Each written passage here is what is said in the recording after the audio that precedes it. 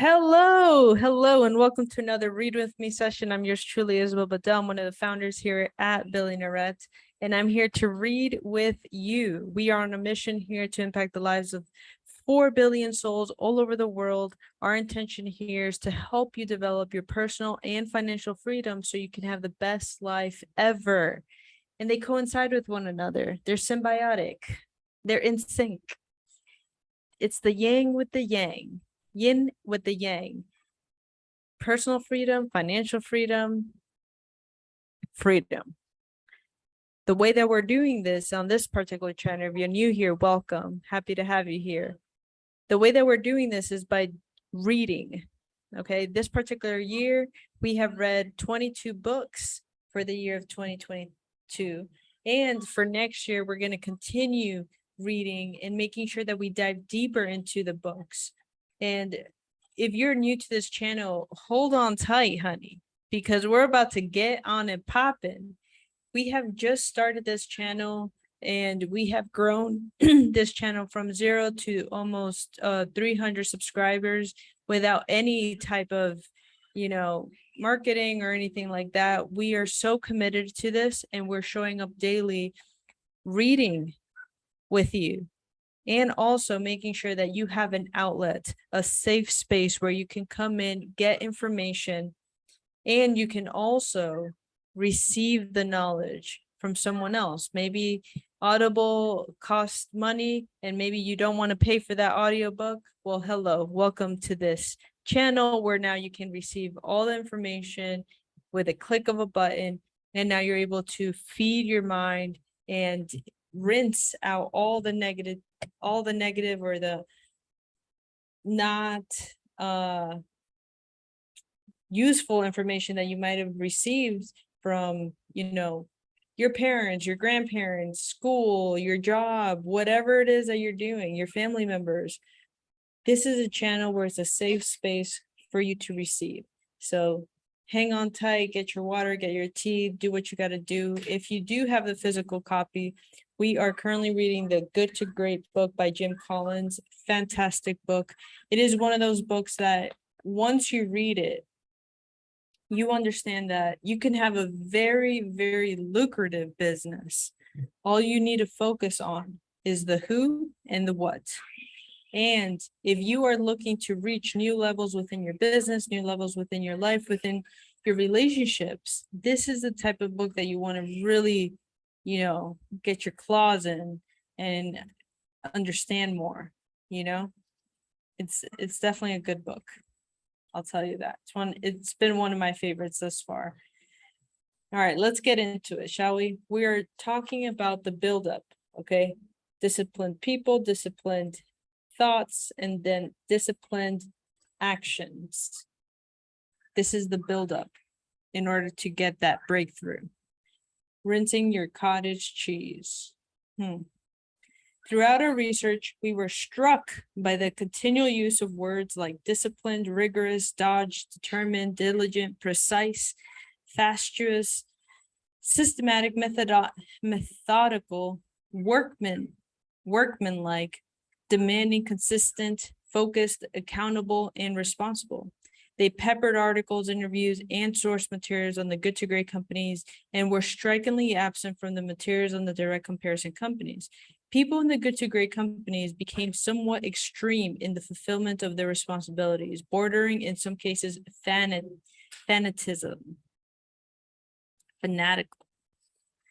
We came to call this the rinsing your cottage cheese factor. The analogy comes from a disciplined world-class athlete named Dave Scott, who won the Hawaii Ironman triathlon 6 times. In training, Scott would ride his bike 75 miles, swim 20,000 meters, and run 17 miles on average every single day. And Dave Scott did not have a weight problem, yet he believed that a low-fat, high carbohydrate diet would give him an extra edge. So Dave Scott, a man who burned at least 5,000 calories a day in training, would literally rinse his cottage cheese to get the extra fat off. Now, there is no evidence that he absolutely needed to rinse his cottage cheese to win the Ironman, but that's not the point of the story. The point of this story is that rinsing his cottage cheese was simply one more extra step that he believed would make him just that much better. One more small step added to all the other small steps to create a consistent program of super discipline.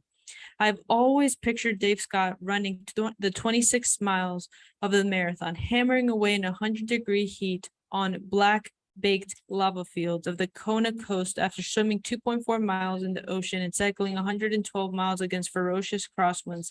And then thinking to myself, compared to rinsing my cottage cheese every day, this just isn't that bad. I realize that it's a bizarre analogy, but in a sense, the good to great companies became like Dave Scott. Much of the answer to the question of the good to great lies in the discipline to do whatever it takes to become the best within carefully selected arenas and then seek continual improvement from there.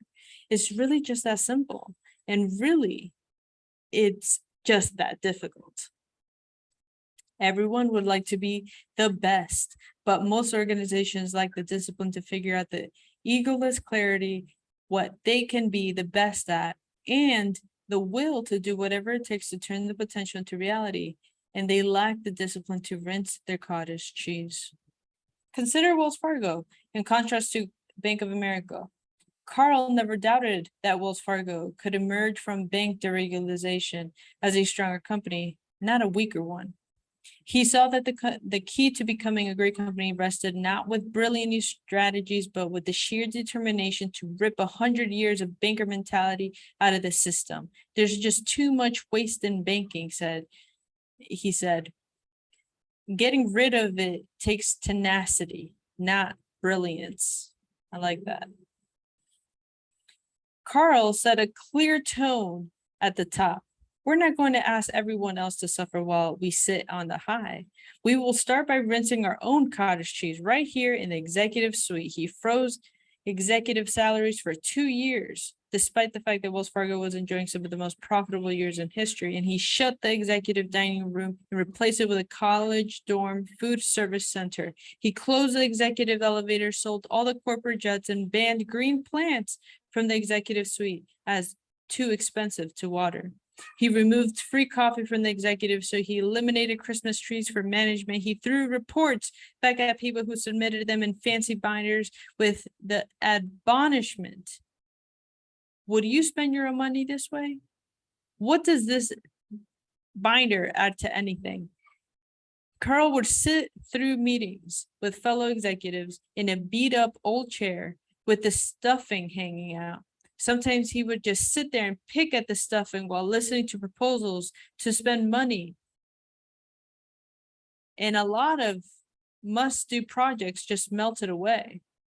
Across the street, Bank of America executives also faced deregulation and recognized that the need to eliminate waste. However, unlike Wells Fargo, B&A executives didn't have the discipline to rinse their own cottage cheese. They preserved their posh executive kingdom in its imposing tower in downtown San Francisco. The CEO's office described in the books Breaking the Banks as the northeast corner suite with a large attached conference room, oriental rugs, floor-to-ceiling windows that offered a sweeping panorama of the San Francisco Bay from the Golden Gate to the Bay Bridge. We found absolutely no evidence of executive chairs with stuffing hanging out, by the way.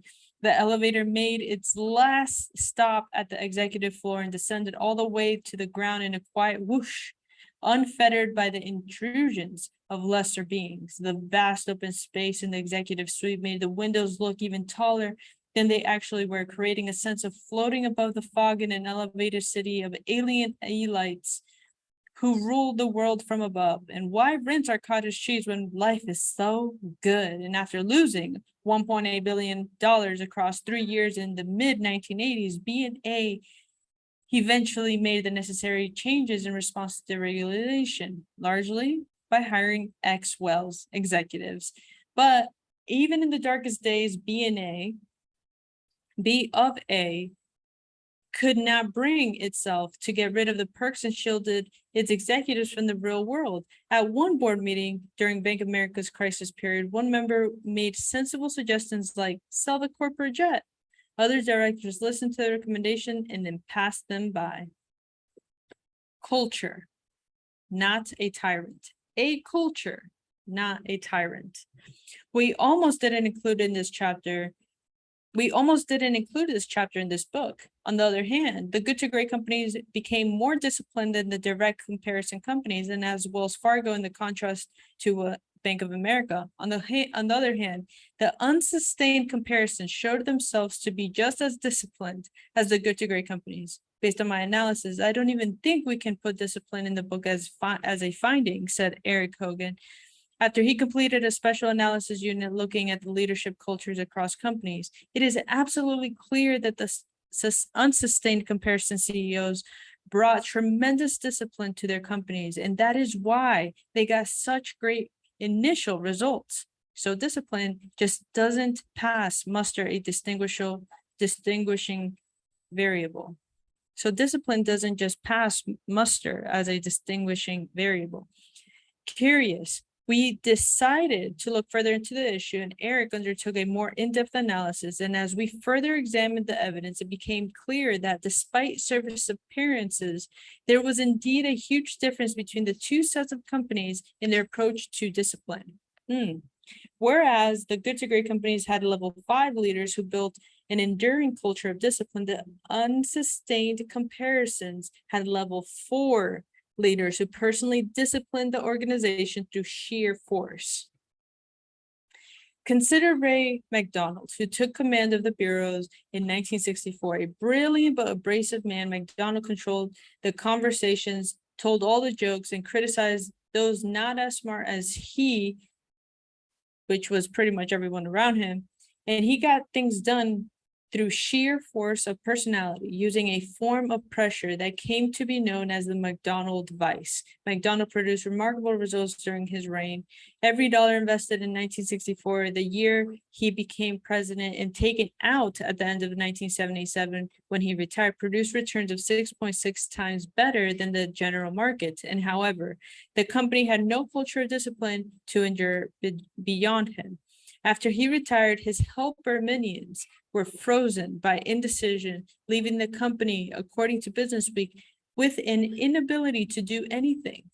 Bureaus then began a long slide, with cumulative returns falling percent below the market from the end of the McDonald era to 2000. We found a similar story at Rubbermaid under Stanley Galt. Recall from the level 5 chapter that Galt quipped in response to the accusations of being a tyrant. And yes, but I'm a sincere tyrant, Galt brought strict disciplines to Rubbermaid. Rigorous planning and competitor analysis, systematic market research, profit analysis, hard-nosed cost control, and so on.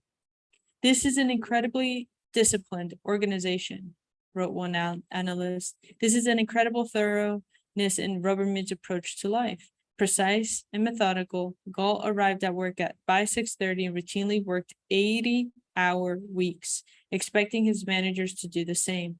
As his chief disciplinarian, Galt personally acted as the company's #1 quality control mechanism. Walking down the street in Manhattan, he noticed a doorman muttering and swearing as he kept dirt into a Rubbermaid's dustpan.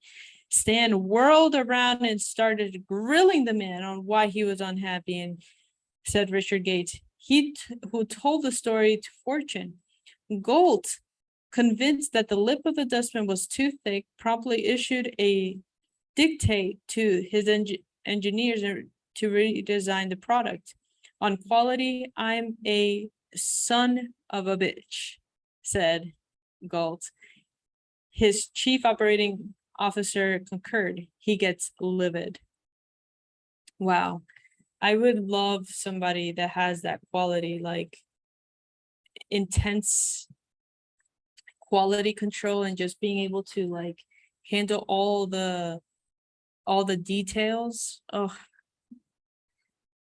that's great. Rubbermaid rose dramatically under the tyranny of this singularly disciplined leader, then just as dramatically declined when he departed.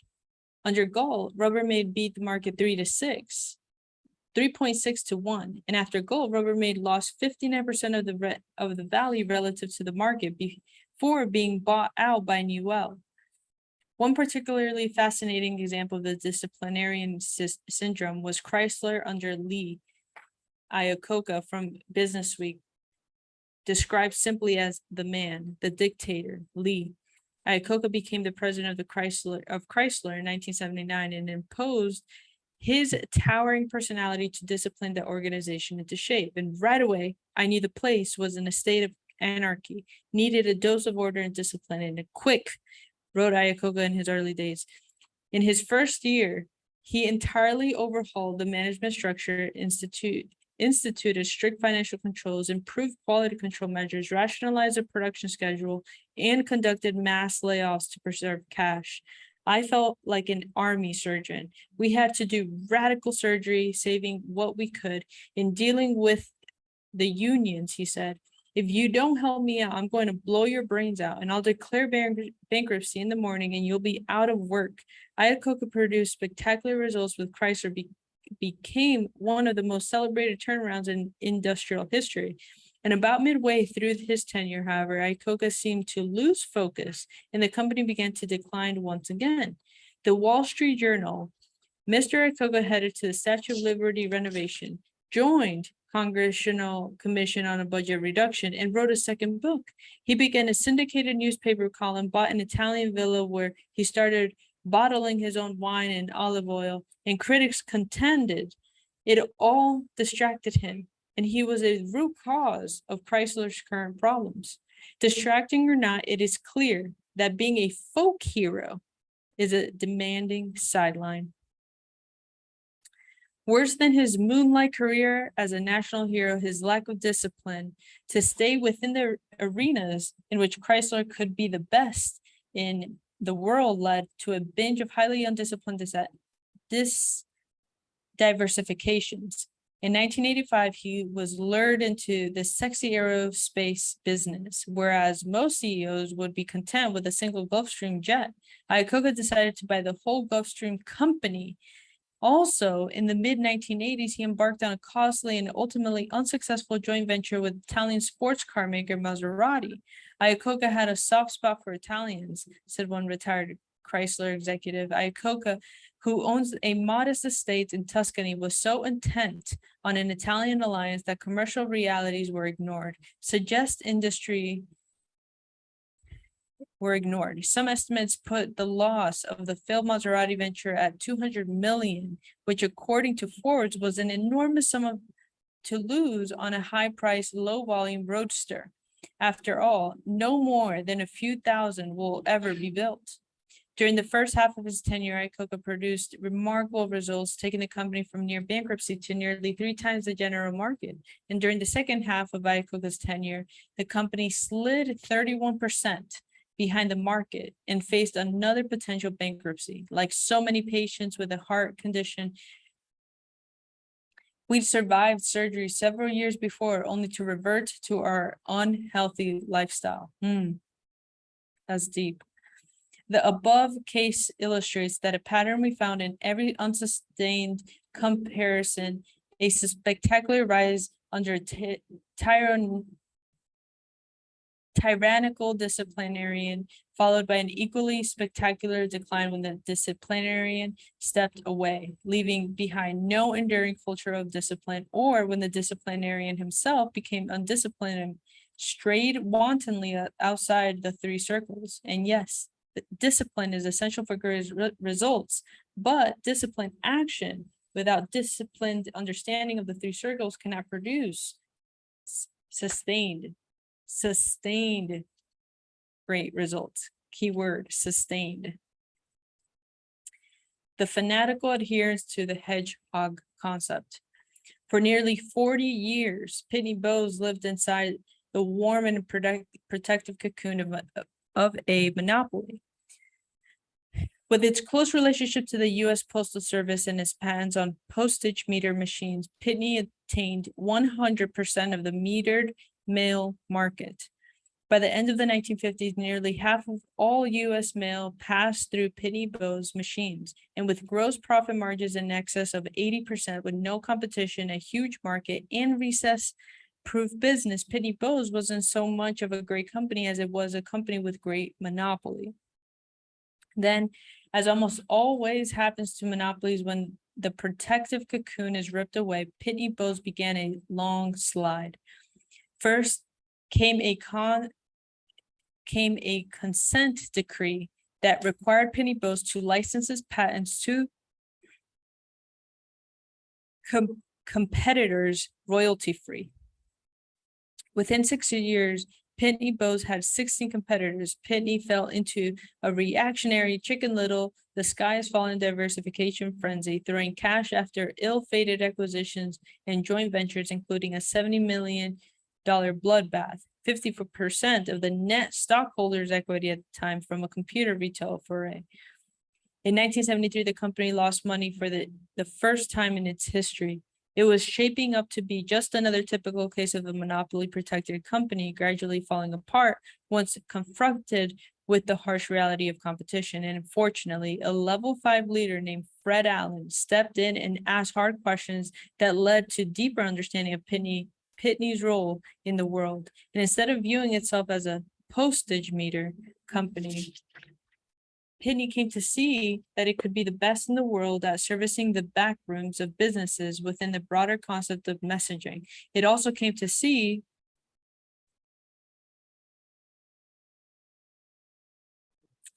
Allen, his successor, George Harvey, instituted a model of disciplined diversification. So for example, Pitney eventually attained 45% of the high-end fax market for large companies, a hugely profitable cash machine. Harvey began a systematic process of investment in new technology and products such as the Paragon mail processor that seals and sends letters. And by the late 1980s, Pitney consistently derived over half of its revenues from products introduced in the previous 3 years. Later, Pitney Bowes became a pioneer at linking backroom machines to the internet, yet another opportunity for disciplined diversification. The key point is that every step of the diversification and innovation stayed within the 3 circles. After falling 77% behind the market from the consent decree to its darkest days in 1973, Pitney Bowes reversed course, eventually rising to other 11 times the market by the start of 1999. And from 1973 to 2000, Pitney Bowes outperformed Coca-Cola, 3M, Johnson & Johnson, Merck, Motorola, Procter & Gamble, Hewlett-Packard. Damn, talk about name dropping. Even Walt Disney's in here. Can you think of any other company that emerged from the protective comfort of a monopoly cocoon to deliver this level of results? AT&T didn't, Xerox didn't, even IBM didn't. Pitney Bowes illustrates what can happen when a company lacks the discipline to stay within the 3 circles, and conversely, what happens when it regains that discipline. The good to great companies at their best followed the simple mantra: anything that does not fit within our hedgehog concept will not do, and will not launch we will not launch unrelated business. We will not make unrelated acquisitions. We will not do unrelated joint ventures. If it doesn't fit, we don't do it, period. In contrast, we found a lack of discipline to stay within the 3 circles as a key factor in the demise of nearly all the comparison companies.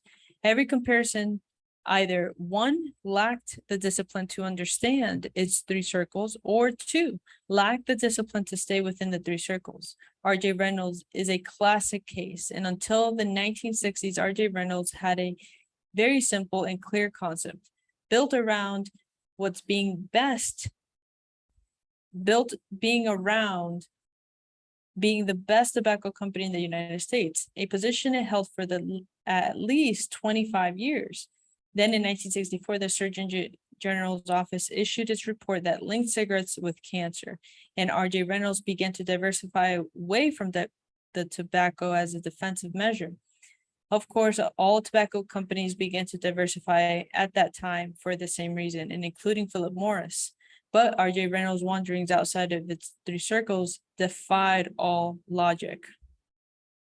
R.J. Reynolds spent nearly a third of total corporate assets in 1970 to buy a shipping container company and an oil company. The idea began to make money by shipping its own oil. Okay, not a terrible idea on its own, but what on earth did it have to do with R.J. Reynolds' hedgehog concept? It was a wholly undisciplined acquisition that came about in part because Sealand's founder was a close friend of R.J. Reynolds' chairman. After pouring more than $2 billion into Sealand, the total investment nearly equaled the entire amount of the net stockholders' equity. And finally, after years of starving the tobacco business to funnel funds into the sinking ship business, RJR acknowledged failure and sold Sealand. One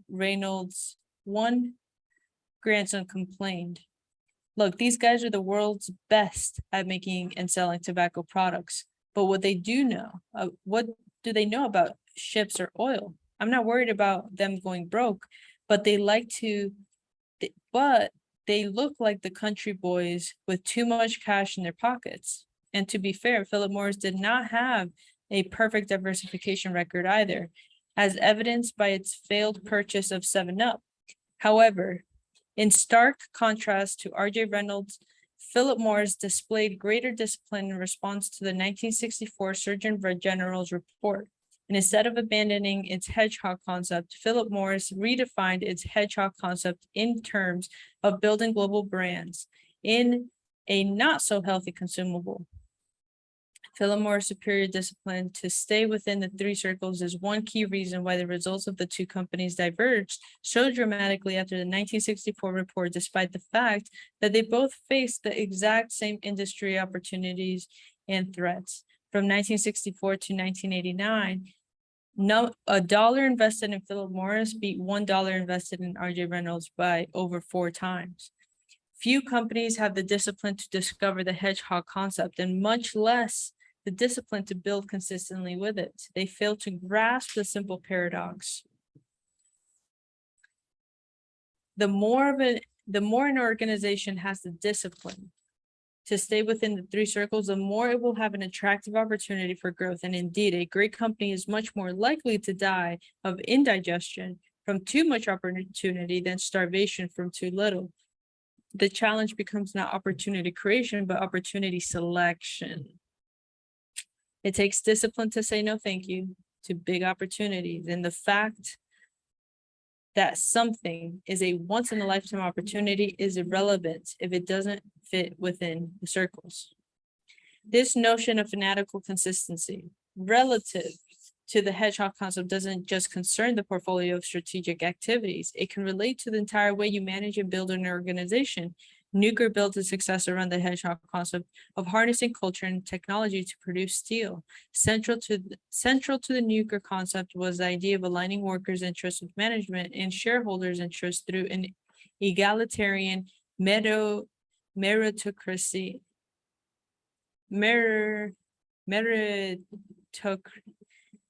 Medicracy. Oh my gosh, largely devoid of class distinctions. Medicracy.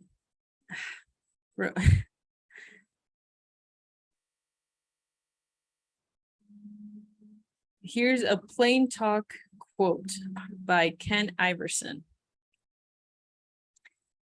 Inequality still runs rampant in most business corporations, and I'm referring now to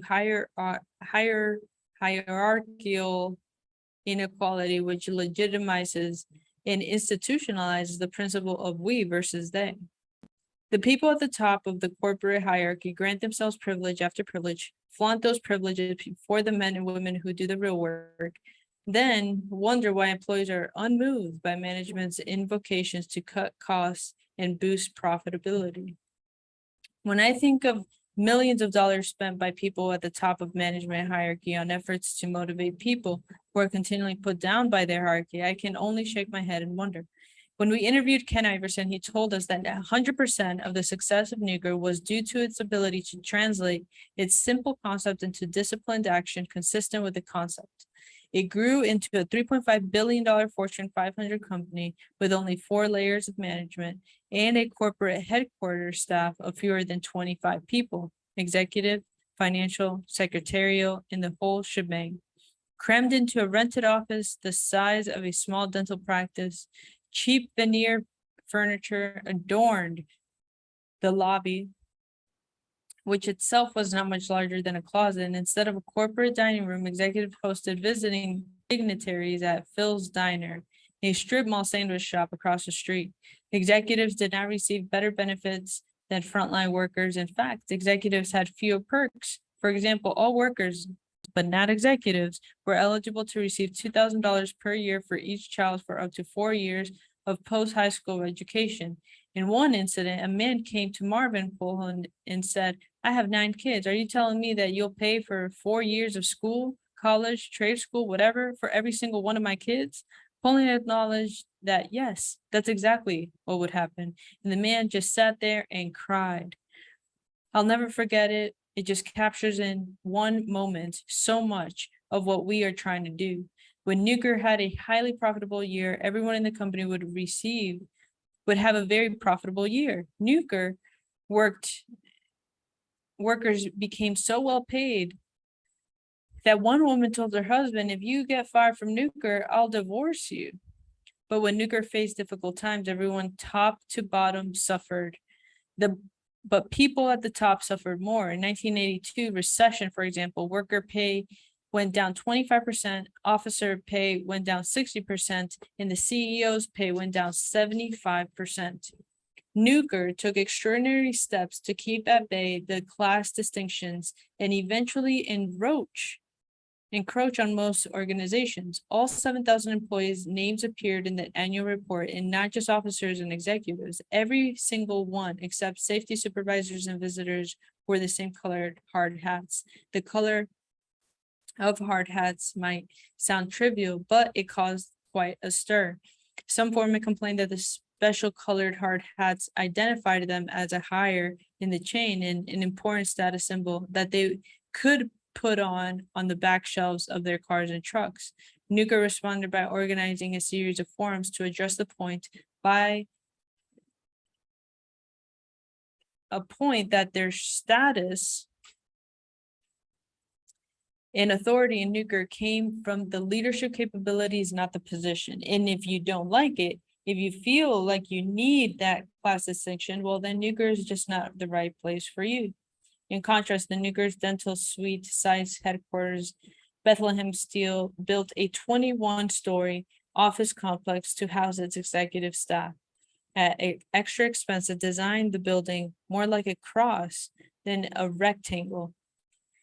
A design that accommodated the large number of vice presidents who needed a quarter offices. The vice presidents, windows in 2 directions.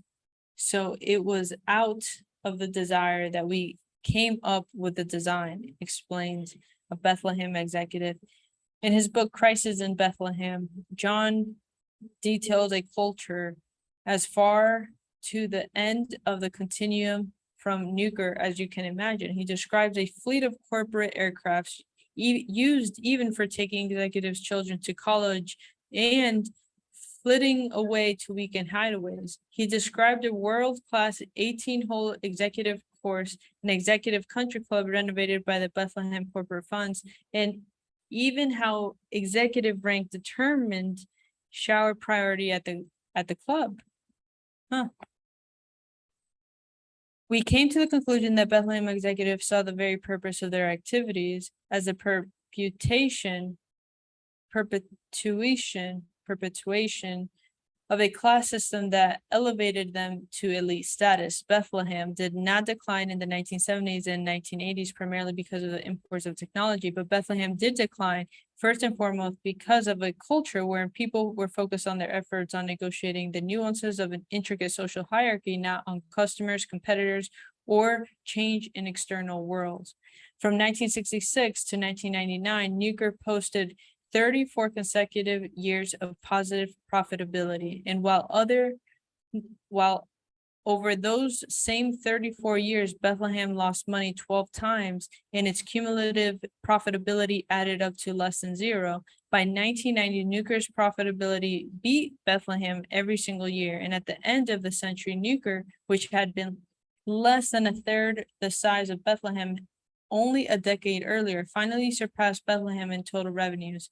Even more astounding, Nuker's average 5-year profit per employee exceeded Bethlehem by almost 10 times. And for the investor, $1 invested in Nuger beat $1 invested in Bethlehem Steel by over 200 times. And to be fair, Bethlehem had one giant problem not faced by Nuger: adversarial labor relations and entrenched unions.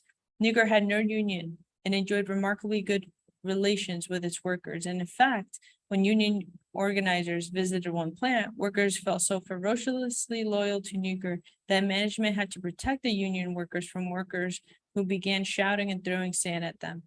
But the union argument begs a crucial question. Why did Nuger have such a better relationship with its workers in the first place? Because Ken Iverson and his team had a simple crystalline hedgehog concept about aligning workers' interests with management interests. And most importantly, because they were willing to go to almost extreme lengths to build the entire enterprise consistent with the concept. And call them a bit fanatical if you want, but to create great results requires nearly a fanatical dedication to the idea of consistency within the hedgehog concept. Again, fancy fails, simple scales. Keep it consistent and you'll be good to go.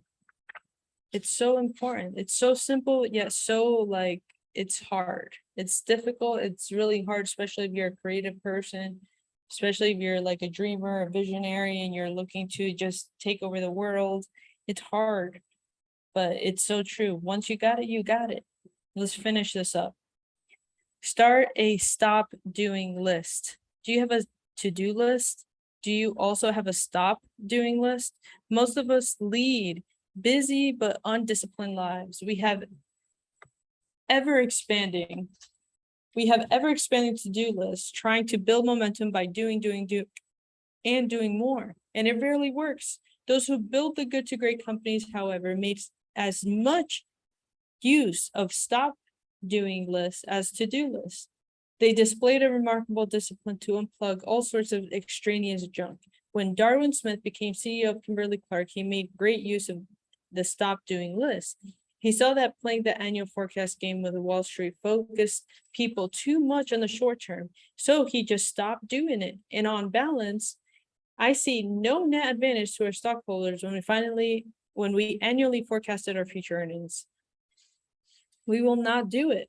He saw title creep as a sign of class consciousness and bureaucratic layering, so he simply unplugged titles. No one at the company would have a title unless it was for a position where the outside world demanded a title. He saw increasing layers as the natural result of empire building.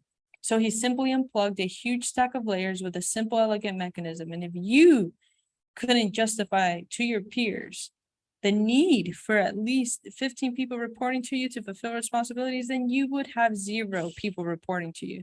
And keep in mind that he did this in the 1970s, long before it became fashionable.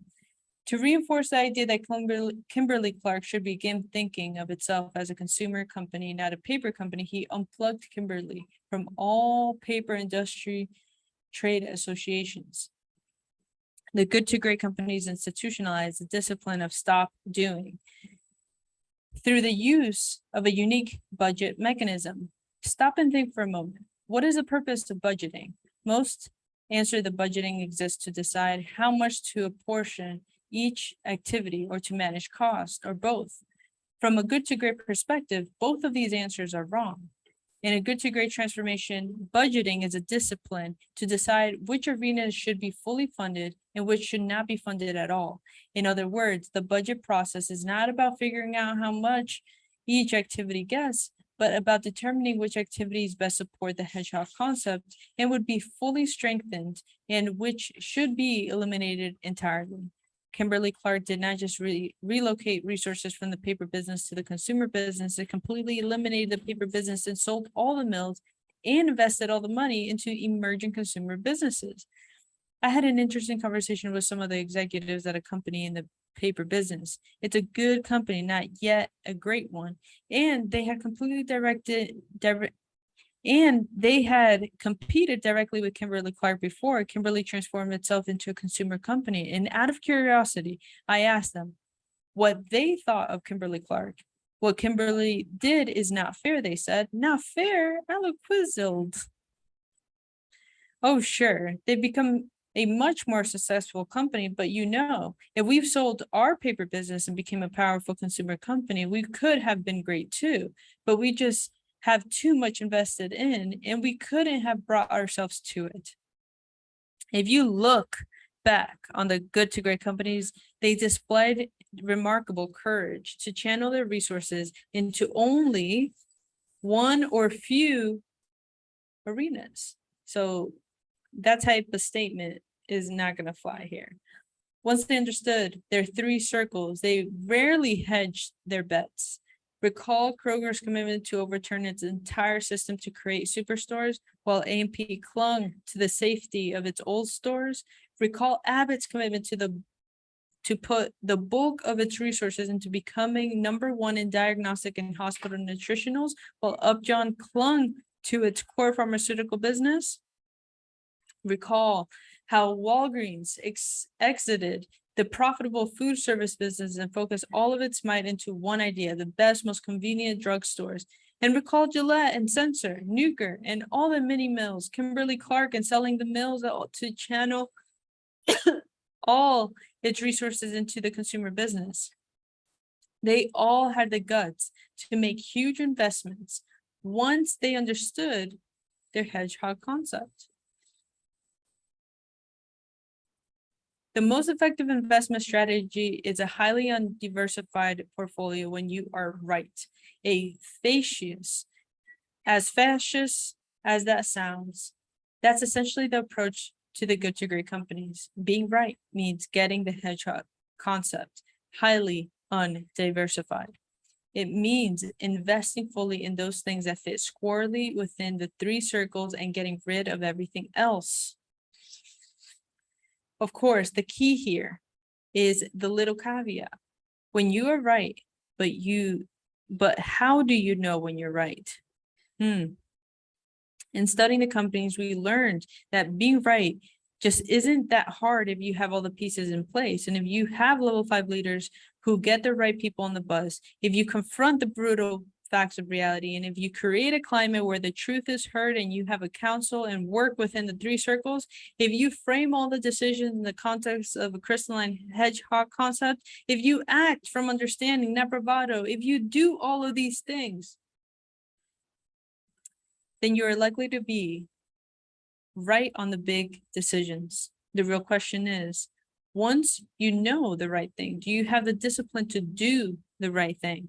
And equally important, to stop doing the wrong things. It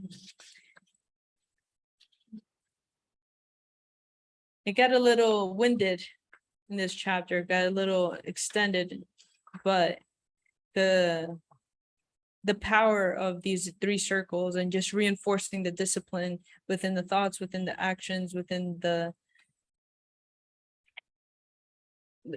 consistency is remarkable. And people are able to, people believe something that's consistent. People believe something that they can rely on. People can, for example, and I'm going to use this very short example here, what I noticed here in Mexico, there's certain places that you can go to and you can get consistency, right? But then there's certain places that you go to and you're expecting consistency, and there's absolutely no consistency. It all depends on the ebbs and flows of the day. I don't like that, especially if I'm expecting something. But when it comes to creating something great and getting people on board and doing all that, there has to be a deeper why for them to back up and to actually, get in with the program. So ask yourself that. What are you super consistent at? And what can people follow in your footsteps? Because you're so consistent. Because your consistency just empowers them to become a greater version of themselves. That's a good question.